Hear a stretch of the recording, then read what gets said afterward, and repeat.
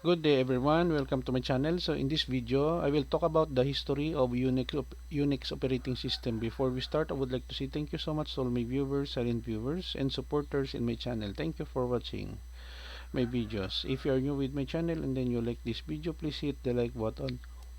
Don't forget to share and please support my channel guys by clicking the subscribe button. So let's begin. History of Unix operating system. Unix is a family of multitasking, multi-user computer operating systems that are first developed in the 1960s and 1970s at Bell Labs.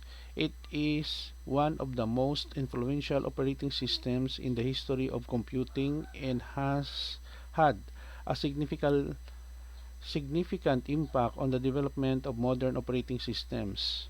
The history of Unix can be traced back to the mid-1960s when a team of researchers at Bell Labs, including Ken Thompson, Dennis Ritchie, and others, began working on an operating system called Multex, Multiplex Information and Computing Service. Multex was a time-sharing system designed to run on mainframe computers, but it was complex and had performance issues. In 1969, Ken Thompson started working on a simpler and more practical operating system which he named Unix. The name was a play on words derived from Unix, which stood for Multiplex Information and Computing Service, a pun of Multex. Thomson initially developed Unix on a Digital Equipment Corporation DEC PDP-7 mini computer, rewriting it in assembly language. Later, Dennis Ritchie joined the project and rewrote Unix in the C programming language, which made it portable to different hardware platforms. Unix quickly gained popularity within Bell Labs and its use spread to other organizations. In 1972, the operating system was rewritten in C entirely, making it more portable and easier to modify. The following year, Unix was made available outside of Bell Labs through licensing agreements, leading to its adoption by various academic institutions and research centers. In 1970, several variants of Unix were developed, including Berkeley Software Distribution or BSD, which originated from the University of California, Berkeley. BSD added many new features and improvements to the original Unix system, making it more powerful and flexible. Throughout 1980s and 1990s, Unix continued to evolve in diversity. Different vendors developed their versions of Unix, each with its own unique features and characteristics.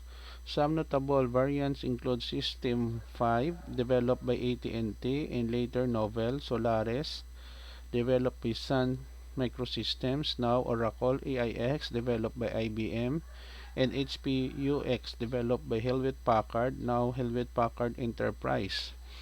In the 1990s, Linux, a Unix-like operating system, emerged as a significant player in the Unix ecosystem. Linux was developed as an open-source project, allowing anyone to contribute to its development. Linux quickly gained popularity due to its stability, performance, and availability of a wide range of software applications. Today, Unix-like systems are widely used in various domains, including servers, supercomputers, embedded systems, and more mobile devices. And mobile devices, many of the fundamental concepts and principles pioneered in Unix, such as the hierarchical file system, the shell as command line interface, and the notion of small single-purpose utilities, have become standard in modern operating systems.